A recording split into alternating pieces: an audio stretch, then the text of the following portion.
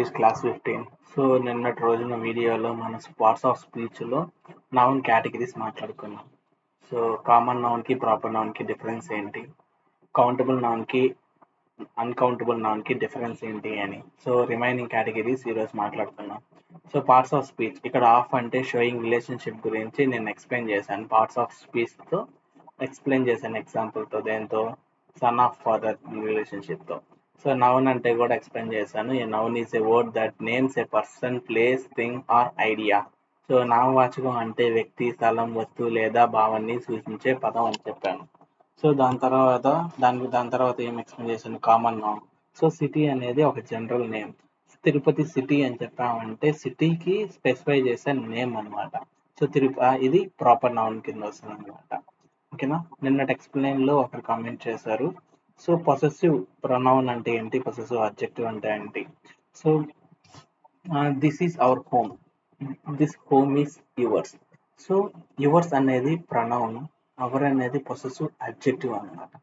So ఎప్పుడైతే ప్రొనౌన్లో possessive అంటే కలిగి ఉంది అనే దాన్ని మనం డిఫైన్ చేస్తామో అది పొసెసివ్ ప్రొనౌన్ అవుతుంది. ఎప్పుడైతే హోమ్కి అడిషనల్ ఇన్ఫర్మేషన్ అనేది యాడ్ చేసి ఒక వర్డ్ని పొసెసివ్ అడ్జెక్టివ్ అంటాం. దిస్ ఈజ్ అవర్ హోమ్, ఇది మా ఇల్లు అంటాం. ఓకేనా. ఇక్కడ ఇల్లు అనేది కి అడిషనల్ ఇన్ఫర్మేషన్ అవర్ అనేది పొసెసివ్ అడ్జెక్టివ్ అనేది ఇన్ఫర్మేషన్ యాడ్ చేసి ఇది మా ఇల్లు అంటాం. So this home is ours. ఇక్కడ హోమ్ అనేది స్టాండ్ అలోన్. ఓకేనా. సో ఇక్కడ దిస్ హోమ్ ఈజ్ అవర్స్ అనేది హోమ్ అనేది స్టాండ్ అలోన్ గా ఉంది, అవర్స్ అనేది పొసెసివ్ ప్రొనౌన్. ఈ రెండింటి మధ్యన ఒక వెయిట్ వర్డ్ని డిఫైన్ చేసి మనము హోమ్ని స్టాండ్ అలోన్ గా పెట్టాం. లేకపోతే నౌన్ కూడా రీప్లేస్ చేయొచ్చు. ఎలాగంటే దిస్ ఈజ్ అవర్స్ అని చెప్పామంటే ఇది మాది అని చెప్పినట్టు. దిస్ హోమ్ ఈజ్ అవర్స్ అంటే ఇన్ డీటెయిల్ గా పక్కనోడికి అర్థమయ్యేటట్టు చెప్పినట్టు. So this home is ours. So hours అనేది పొసెసివ్ ప్రొనౌన్. పొసెసివ్ ప్రొనౌన్ లోనే మనం ఇది మాది, ఓకేనా, మాది, నాది అని చెప్పగలుగుతున్నాం. సో ఇలాగ రాబోయే లెక్చరర్స్ లో పొసెసివ్ అడ్జెక్టివ్స్ నుంచి, పొసెసివ్ ప్రొనౌన్స్ గురించి మరింత ఎగ్జాంపుల్స్ తో నేను ఎక్స్ప్లెయిన్ చేస్తాను. నెక్స్ట్ కామన్ నౌన్ కి ప్రాపర్ నౌన్ కి డిఫరెన్స్ ఏంటి అని చెప్పాను. సిటీ అని తీసుకున్నాం. సిటీ అనేది జనరల్ నేమ్, తిరుపతి సిటీ అనేది ప్రాపర్ నేమ్. సో ఇలాగా మనం స్పెసిఫై చేసే ప్లేస్ గురించి మనం ప్రాపర్ నౌన్ ని డిఫైన్ చేస్తాం. సో కంట్రీ అనేది కామన్ నౌన్. ఓకేనా. Beautiful country. So common noun కి అడిషనల్ ఇన్ఫర్మేషన్ యాడ్ చేసి ఇది అడ్జెక్టివ్ కాబట్టి బ్యూటిఫుల్ అనేది అడ్జెక్టివ్. సో బ్యూటిఫుల్ కంట్రీ అని చెప్తాం. ఇక్కడ బ్యూటిఫుల్ కంట్రీ అని నేమ్ అనేది, అది ప్లేస్ అనేది స్పెసిఫై చేస్తున్నాం. దానికనే ఇండియా అనేది ప్రాపర్ నౌన్ అవుతుంది. ఈజ్ అనేది బీ ఫార్మ్స్ లో ప్రెసెంట్ టెన్స్ లో ఈజ్ యామ్ ఆర్ గా అనేది మెయిన్ వర్బ్ గా యాక్ట్ అవుతుంది. హెల్పింగ్ వర్బ్ గా ఎప్పుడు యాక్ట్ అవుతుంది, దాని పక్కన వర్బ్ గా ఉంటే అప్పుడు ఈజ్ యామర్ అనేది హెల్పింగ్ వర్బ్ గా యాక్ట్ అవుతుంది. బట్ ఇన్ దిస్ సెంటెన్స్ ఇది ప్రెసెంట్ టెన్స్ గురించి చెప్తుంది. India is a beautiful country అని ఎక్స్ప్లెయిన్ చేస్తాను. ఏ అనేది పెట్టానంటే కాన్స్టెన్స్ ఉంటే, అంటే ఏ తర్వాత బ్యూటిఫుల్ అనేది బి వర్డ్ అనేది బి లెటర్ అనేది కాన్స్టెన్స్ కాబట్టి ఏ పెట్టాం. అదే వోవెల్స్ గాని వచ్చింది అంటే యాన్ పెడతాం. సో కామన్ నౌన్స్ కి ప్రాపర్ నౌన్స్ కి డిఫరెన్స్ ఏంటి. సో కామన్ నౌన్ అంటే డే, ప్రాపర్ నౌన్ అంటే మండే, ట్యూస్డే. మనం స్పెసిఫైడ్ డే అని మెన్షన్ చేసామంటే అది ప్రాపర్ నౌన్ కింద వస్తుంది. సో ఎస్టర్డే నేను ఇంకో దాని గురించి కూడా ఎక్స్ప్లెయిన్ చేశాను. సో ఎప్పుడైనా ప్రాపర్ నౌన్ క్యాపిటల్ లెటర్స్ తో స్టార్ట్ అవుతుంది. చూడండి ఇక్కడ India is a capital, India is a beautiful country అని చెప్పాను. ఇండియా ఫస్ట్ లెటర్ ఐతో, ఐ అనేది capital. Mahatma Gandhi is the father of the nation, M అనేది capital. Amazon is the online shopping website, Amazon అనేది ఏ అనేది capital. The Taj Mahal is the famous monument, Taj Mahal అనేది proper noun P. So Toyota manufacture రిలయబుల్స్ cars, Toyota మంచి కార్ను తయారు చేస్తుంది, Toyota tea. So ఇవన్నీ words ఏవైతే proper names అవి క్యాపిటల్స్ ని డినోట్ చేస్తుంది. Next countable nouns. కౌంటబుల్ అంటే మనం లెక్కించగలిగాం. సో నేను 2 యాపిల్ తిన్నాను అంటే నేను మెన్షన్ చేస్తున్నాను, 1, 2, 3 అనేది. So it's a countable noun. Uncountable noun అంటే ఏంటి. సో ఇక్కడ నేను like example I drink A glass of water అని చెప్పాను. సో గ్లాస్ అనేది uncountable. So A glass of water అంటే నేను ఒక చెంబుడు నీళ్ళు తాగానని చెప్తాను కానీ వాటర్ని నేను కౌంట్ చేయట్లేదు. So it's an uncountable noun.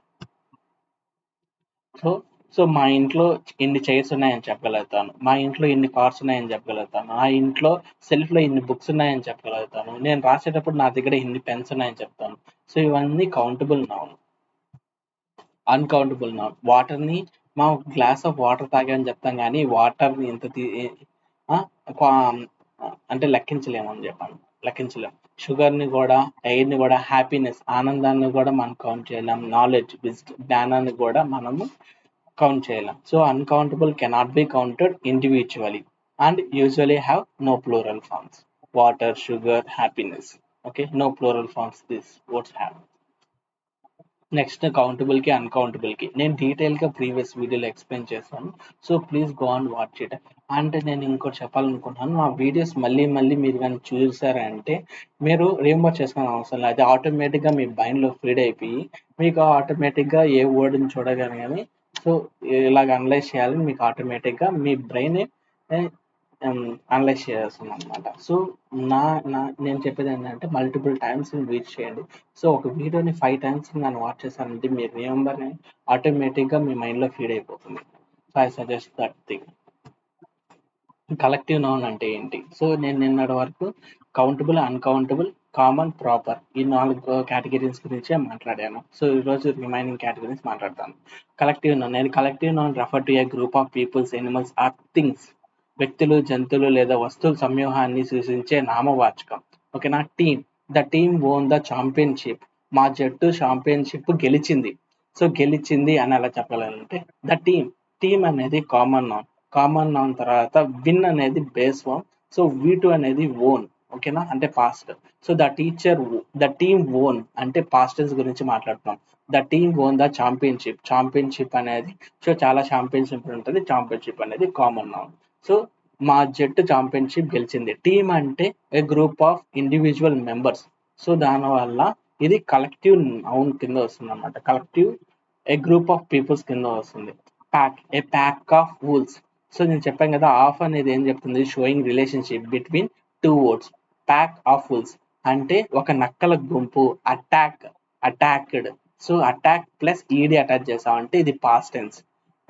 The deer, so ఒక నక్కల గుంపు జింకను వేటాడింది అంటే పాస్ట్ టెన్స్ గురించి చెప్తుంది అనమాట. సో బేస్ ఫామ్ కి ఈడి యూస్ చేసామంటే ఇది పాస్ట్ టెన్స్ కి వెళ్ళిపోతుంది. సో ఒక నక్కల గుంపు జింకని వేటాడుతుంది. A fleet of ships is sailing in the ocean. So ఇది ఏ సెంటెన్స్? పాస్ట్ టెన్సా, ప్రెసెంట్ టెన్సా? Present tense. బీ ఫామ్ అనేది ప్రెసెంట్ టెన్స్ లో అమెజార్. ఈజ్ ఏంది పెట్టాము. So singular singular, a fleet of ships అనేది సింగులర్ కాబట్టి is sailing in the ocean పెట్టాం. ఓకేనా? ఓడల సమూహం సముద్రంలో ప్రయాణిస్తుంది. A large crowd gathered for the concern. For అంటే మీనింగ్ ఏంటి? ఓకేనా? క్రౌడ్ అంటే ఏంటి? క్రౌడ్ అంటే లార్జ్ పీపుల్స్, ఆ గ్రూప్ ఆఫ్ పీపుల్స్ గ్యాదర్ అయ్యారనమాట ఎక్కడికి, ఒక కన్సర్న్ కి. సో కచేరీ అంటే కచేరీ కోసం పెద్ద జనాభా సమకూరింది. ఓకేనా? కచేరీ కోసం. కాన్సర్ట్ అంటే కచేరీ. సో ఫర్ అంటే కోసం. ఓకేనా? ఏ లార్జ్ క్రౌడ్ గ్యాదర్డ్, పెద్ద జనం సమకూరింది. సో ఫర్ అంటే ఏంటి? కోసం, విత్ ద పర్పస్ ఆఫ్. ఓకేనా? A large crowd gathered for of the purpose of the concern. కచేరీ కోసం పెద్ద జనాభా సమకూరింది. ఫర్ అంటే ఏంది? కోసం. సో ఇక్కడ చూడండి, peoples, crowd, a large crowd gathered. So peoples గురించి మాట్లాడాం. యానిమల్స్, ఓకేనా? ఏ ప్యాక్ ఆఫ్ వుల్స్, ఒక నక్కల గుంపు. థింగ్ గురించి కూడా ఎక్స్ప్లెయిన్ చేయాలి కదా. Bunch, I last a bunch of keys yesterday. నేను నిన్న తాళాల సమూహాన్ని పోగొట్టుకున్నాను. ఒక బంచ్ ఆఫ్ కీస్ ని నేను నిన్న పోగొట్టుకున్నాను అని చెప్పాలంటే I last a bunch of keys yesterday. So last అంటే ఏంటి? పాస్ట్ టెన్స్ అన్నమాట. సో ఇది కూడా పాస్ట్ గురించే మాట్లాడుతుంది. సో ఇలాగ కలెక్టివ్ నౌన్ గురించి అర్థమైంది. Next we will go into the next noun. Concrete. Concrete concrete కి అబ్స్ట్రాక్ట్ నౌన్ కి డిఫరెన్స్ తెలుసుకోండి. At the last I will give the difference. So concrete noun అంటే ఇది సెన్సెస్ మీద డిపెండ్ అవుతాయి. మనకి sight, touch, hearing, smell, taste ఇవన్నీ మనకి 5 సెన్సెస్. సో ఈ సెన్సెస్ ని డిఫైన్ చేసేదే concrete noun. Sun, the sun is shining brightly. So ఎప్పుడు సన్ అనేది బ్రైట్నెస్ చేస్తుంది అంటే ఇప్పుడు ప్రెసెంట్ గురించి ద సన్ అనేది కామన్ నౌన్. సో ఇది సింగులర్ కాబట్టి దాని తర్వాత ఈజ్ పెట్టి షైనింగ్ బ్రైట్లీ అని చెప్పాం. ఓకేనా. సో మనం చూడగలుగుతాం కాబట్టి అంటే సైట్ చూడగలుగుతాం కాబట్టి the sun is shining brightly its comes under sight. So the book has a soft cover మనం టచ్ చేయగలుగుతాం కాబట్టి సో మనం బుక్ సాఫ్ట్ కవర్ గా ఉంది అని చెప్తాం. హ్యావ్ హ్యాడ్ అంటే కలిగి ఉంది, హ్యాస్ అంటే ప్రెసెంట్ కలిగి ఉంది, హ్యాడ్ అంటే పాస్ట్ కలిగి ఉంది. So the book has a soft cover ఈ పుస్తకానికి మృదువైన కవర్ ఉంది అని చెప్తున్నాం. ఉంది. ఓకేనా. Music I love listening to music అంటే మనం వినగలిగితేనే కదా ఏ లవ్ చేయగలుగుతాం మ్యూజిక్ ని. సో ఇది కూడా ప్రెసెంట్ టెన్స్ ని చూపిస్తుంది. Rose the rose has a sweet fragrance అంటే మనం స్మెల్ చూడగలుగుతాం కాబట్టి స్వీట్ ఫ్రేగ్రెన్స్ అని చెప్పగలుగుతాం. ఫ్రేగ్రెన్స్ అనేది హాట్ గా ఉంటుంది, స్వీట్ గా ఉంటుంది, సో మెనీ కైండ్స్ ఉంటాయి. బట్ మనం రోజ్ అనేది ఒక స్వీట్ ఫ్రేగ్రెన్స్ అని చెప్పగలుగుతున్నాం. సో స్మెల్ చూడగలుగుతాం కాబట్టి స్వీట్ గా ఉందని చెప్పగలుగుతాం. మ్యాంగోస్ ఆర్ వెరీ స్వీట్ మనం తినగలిగి టేస్ట్ చేయగలుగుతాం కాబట్టి ఇవి స్వీట్ అని చెప్పగలుగుతాం. సో 5 సెన్సెస్ తో 5 ఎగ్జాంపుల్స్ చేసుకొని వచ్చాను. So let's analyse it. So next abstract noun. ఈ అబ్స్ట్రాక్ట్ నౌన్ కాంక్రీట్ నౌన్ కి అపోజిట్. సో కాంక్రీట్ నౌన్ ఇప్పుడు చూసారంటే ఇవన్నీ సన్ ఇప్పుడు సన్ అనేది చూడగలుగుతాం, టచ్ చేయలేం. బుక్ అనేది చూడగలుగుతాం, టచ్ చేస్తాం. మ్యూజిక్ అనేది వినగలుగుతాం. రోజెస్ అనేది టచ్ చేయగలుగుతాం. మ్యాంగో అనేది టచ్ చేయగలుగుతాం, చూడగలుగుతాం. రోజెస్ అనేది చూడగలుగుతాం, మ్యూజిక్ అనేది టచ్ చేస్తాం. ఇవన్నీ ఏంది సీన్ అండ్ టచ్. బట్ చెప్పబోయే టాపిక్ అబ్స్ట్రాక్ట్ నౌన్ అనేటివి we can not be seen or touched. ఓకేనా. అబ్స్ట్రాక్ట్ నౌన్ అనేది refer to ideas, emotion, quality or condition that cannot be touched or seen. భావాలు, గుణాలు, పరిస్థితులను సూచించే నామవాచకాలు ఇవి. లవ్ అనేది మనం చూడగలుగుతామా, టచ్ చేయగలుగుతామా? లేదు. లవ్ ఈజ్ ఏ ఒక emotion. Love is a beautiful feeling. Okay. Honesty is the best policy. నిజాయితీ అనేది ఒక బెస్ట్ పాలసీ అన్నమాట. బ్రేవరీ అంటే ధైర్యం. The soldier showed great bravery. ఆ సైనికుడు గొప్ప ధైర్యాన్ని చూపించాడు. Freedom we should value our freedom. మనం మన స్వేచ్ఛని గౌరవించాలి. Wisdom comes with experience. జ్ఞానం అనుభవంతో వస్తుంది. ఓకేనా. ఇవన్నీ మనం అనుభవాలు. ఓకేనా. మన భావాలు, గుణాలు, అనుభవాలు, పరిస్థితులు వీటి గురించి నేర్చుకుంటాం కాబట్టి ఈ వర్డ్స్ అన్ని అబ్స్ట్రాక్ట్ నౌన్ కింద డిఫైన్ అవుతాయి. Concrete noun and abstract nouns are opposite in terms of what they represent. ఓకేనా. కాంక్రీట్ నౌన్స్ ని we can be touched or seen అని చూడగలుగుతాం. అబ్స్ట్రాక్ట్ నౌన్స్ ని మనం చూడలేం. ఇప్పుడు లవ్ ని చూడగలుగుతామా, టచ్ చేయగలుగుతామా, చూడగలుగుతామా? Refer to physical object. Concrete noun అనేది ఫిజికల్ ఆబ్జెక్ట్స్ ని రెఫర్ చేస్తాయి. బట్ అబ్స్ట్రాక్ట్ నౌన్ అనేది ఫీలింగ్స్, ఐడియాస్, క్వాలిటీస్ మాత్రమే డిఫైన్ చేయగలుగుతుంది. Example chairs. మా ఇంట్లో 5 చైర్స్ ఉన్నాయి, నేను 2 యాపిల్స్ తిన్నాను, నాకు అక్కడ ఒక ఫోన్ ఉంది అని చెప్పగలుగుతాం. But we cannot able to count love, kindness, wisdom. ఓకేనా. విజ్డమ్ అంటే జ్ఞానం. Okay. Next we will go in to another category of the noun. Material noun represent uncountable substance that exists naturally or manufactured and are used to make other things. So these nouns do not have plural forms and are measured rather than counted. So key rule ante if a noun represent a raw material gold, silver, milk, wood and is uncountable, it is a material noun. So నేను example చెప్తాను. Gold అనేది మనకి natural గా exist అయ్యింది. So gold ని use చేసుకుని మనం ఏం మ్యానుఫ్యాక్చరింగ్ చేసుకుంటాం. ఓకేనా. So and are used to make other things. Gold ని యూస్ చేసుకొని రింగ్ తయారు చేస్తాం. The ring is made up of gold. Okay. So gold అనేది material noun. Silver. She brought a silver necklace. ఆమె వెండి గొలుసు కొనింది. ఓకేనా. బ్రాట్ అంటే పాస్ట్ అయిపోయింది. ప్రెసెంట్ దీని గురించి మాట్లాడతాం. The ring is made up of gold. Gold అనేది సో రింగ్ అనేది గోల్డ్ తో మేడ్ చేశారు అంటే యాడ్ చేశారు. She brought a silver necklace. ఆమె వెండి గొలుసు కొనింది. ఓకేనా. ఇది పాస్ట్ గురించి మాట్లాడుతుంది. Cotton. The shirt is made up of cotton. So cotton దేంతో షర్ట్ తయారైంది? Cotton is made up of. So are used to make other things. So gold, silver, cotton, iron, plastics ఇవన్నీ మెటీరియల్ నోన్స్. ఆ material నోన్స్ are used to make other things. Okay. అర్థం చేసుకోండి. Are used to make other things. So gold అనేది ring తయారు చేసుకోవచ్చు. Silver తో ఆమె necklace తయారు చేసుకునేది. కాటన్ తో షర్ట్ తయారు చేసుకున్నారు. Iron, the bridge is building with iron. Bridge దేంతో నిర్మాణం చేశారు? ఐరన్ తో. ప్లాస్టిక్, సో నేను ఇక్కడ చూడండి, ఎగ్జిస్ట్ న్యాచురలీ ఆర్ మ్యానుఫ్యాక్చర్డ్. మన ప్లాస్టిక్ ని మ్యానుఫ్యాక్చర్ చేసుకుంటాం. ఆ ప్లాస్టిక్ అనేది మెటీరియల్ నౌన్. ఆ మెటీరియల్ నౌన్ అనేది దేన్ని తయారు చేస్తుంది? బాటిల్స్ ని తయారు చేస్తుంది. సో ఇక్కడ 3 థింగ్స్. ఓకేనా? ప్లాస్టిక్ ని మనం న్యాచురల్ గా రాలేదు, మనం మ్యానుఫ్యాక్చర్ చేసుకున్నాం ప్లాస్టిక్ ని. ప్లాస్టిక్ ద్వారా మనకి బాటిల్ మేడప్ అయింది కాబట్టి ప్లాస్టిక్ కూడా మెటీరియల్ నౌన్ కింద వస్తుంది. The bottle is made up of plastic. ఓకేనా? సో దీన్ని గుర్తుపెట్టుకోండి. Key rule: if the noun represent a raw substance, gold, silver, milk, wood, ఇవన్నీ uncountable, it is a material nouns. So material nouns is also known as uncountable noun అని అర్థం చేసుకోవాలి. Next compound noun. Compound noun అంటే ఏంటి అంటే, a compound noun is formed by combining 2 or more words to create a new meaning. చూడండి, ఒక example తీసుకుని వస్తాను. Tooth paste. సో పేస్ట్ అనేది ఏంది? Common noun. టూత్ అనేది noun. So 2 nouns, 2 or more nouns ని కంబైన్ చేసేదే కాంపౌండ్ నౌన్. అంటే నోట్ ప్లస్ బుక్ అంటే 2 నౌన్స్ ని కంబైన్ చేస్తాం కాబట్టి compound noun. Sun plus flower, compound noun. Class plus room, compound noun. Father plus in plus law, compound noun. So in అనేది connection, father అనేది common noun, law అనేది common noun. So రెండింటిని మనం add చేసాం కాబట్టి compound noun ఇది వస్తుంది. Toothpaste, tooth plus paste is equal to compound noun. I brought a new toothpaste, నేను కొత్త టూత్ పేస్ట్ కొన్నాను. ఓకేనా? So notebook, she wrote in her notebook, ఆమె తన నోట్బుక్ లో రాస్తుంది. Sunflower, a sunflower grows towards the sun, సూర్యుని మొక్క పువ్వుని ఎక్కువగా సూర్యుడి వైపే తిరుగుతుంది. అండ్ మీరు చూసారు ఇంకా సన్ఫ్లవర్ దగ్గర, సన్ఫ్లవర్ పొలాల్లో. సో సౌర్యుడు ఏ సైడ్ అయితే ఉదయిస్తాడో సన్ఫ్లవర్స్ కూడా ఆ సైడ్ ని చూస్తాయి అన్నమాట. Okay? So to see each others. Class room, class plus room.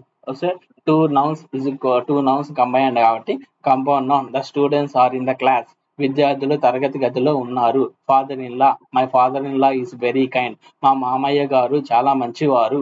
ఓకేనా? సో ఇలాగా 2 నౌన్స్ ని కంబైన్ చేసి దాన్ని కాంపౌండ్ నౌన్ అంటాం. మీకు ఒక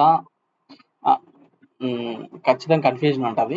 ఒక చిల్డ్రన్ అనేది ఒక కేటగిరీగా వస్తుందా అంటే కాదు. So it will comes under multiple categories. So children అనేది ప్లూరల్ నౌన్ అవుతుంది, కలెక్టివ్ నౌన్ అవుతుంది, కామన్ నౌన్ అవుతుంది, కాంక్రీట్ నౌన్ అవుతుంది. ఎలాగంటే child as a singular form, children అనేది ఇర్రెగ్యులర్ ప్లూరల్ ఫామ్. ఓకేనా? They are 10 children in the park. So park లో 10 మంది పిల్లలు ఉన్నారు. ఓకే? కలెక్టివ్ నౌన్ ఎలా అవుతుంది? కలెక్టివ్ నౌన్ అంటే a group of individual, group of childs is equal to children's. So a group of individuals has a single unity. The children's are singing a song. So refer to a group, but they act as a individuals. Okay na? So పిల్లలందరూ కలిసి ఒక song పాడుతున్నారు అనుకోండి. The children are singing a songs. ఇదే collective noun. Common noun గా చెప్పొచ్చు. It is a general name for the young human beings, not specific. Children love to play outside. Concrete noun. Since children are physically beings but they cannot be seen or touched, it is a concrete noun. The children are running in the garden. So ఇలాగా ఒక word అనేది multiple categories of the nouns లో ఖచ్చితంగా ఉంటుంది. ఓకేనా? Next the last category possessive noun. Possessive noun లో singular possessive noun, plural possessive noun గురించి మాట్లాడుకున్నాం. A singular possessive noun shows that one person, place, thing owns something. ఓకేనా? పొసెసివ్ అంటేనే కలిగి ఉండడం, ఓన్స్ అన్న కలిగి ఉండడం. So add s to a singular noun. So నేను ఒక ఎగ్జాంపుల్ చెప్తాను. The dogs bone is missing, the bones belongs to one dog. So bone అంటేది ఇక్కడ సింగులర్ కాబట్టి ఒక కుక్క గురించే మనం మాట్లాడుతున్నాం. సో ఇక్కడ బోన్స్ అని ఉందనుకో, అప్పుడు the bones belongs to many dogs. ఓకేనా? ఇక్కడ ఏదైతే వర్డ్ యూజ్ చేస్తున్నామో ఆ వర్డ్ మీద డిపెండ్ అయి ఉంటుంది అనమాట. ఓకేనా? Singular noun. The boy's bicycle is red, the bicycle belongs to one boy. The teacher book is on the table. The teacher belongs to the book belongs to one teacher. ఉపాధ్యాయుని పుస్తకం table పై ఉంది. ఓకేనా? వీటి గురించి singular అని ఎలా define చేయొచ్చు, ఇది ప్లూరల్ కూడా అవ్వచ్చు అంటే, సో మనం దాంట్లో వచ్చే ఒక సెంటెన్స్ లో వచ్చే ఒక వర్డ్.